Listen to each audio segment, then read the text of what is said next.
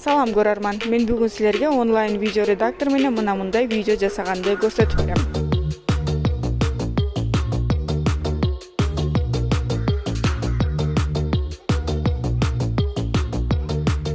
Анчалык деле оорчулугу жок экен.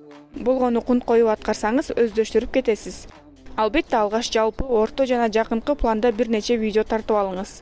Андан кийин анын баарын видео редакторго алып түшүңүз. Мына, калганы оңой эле. Болгону шашпай ар бир инструментти карап кылдаттык менен иштөө керек.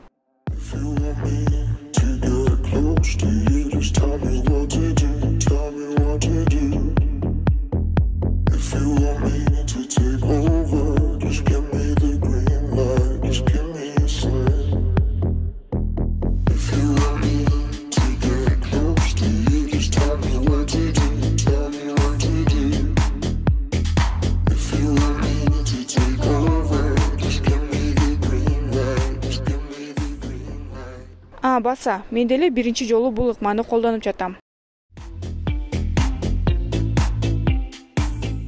Сиз деле аракет кылып көрүңүз. Менин колумдан келген иш сиздикинен эмнеге келбесин.